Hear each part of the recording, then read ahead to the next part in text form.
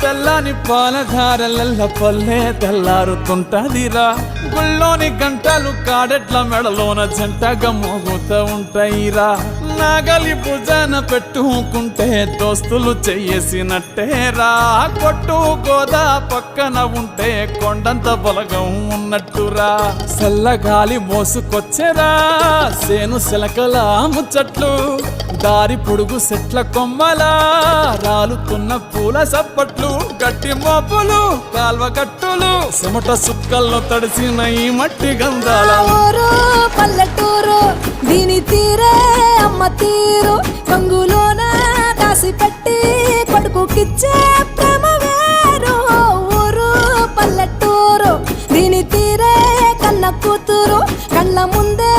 ఎదుగుతున్న సంబరాల పంట పైరు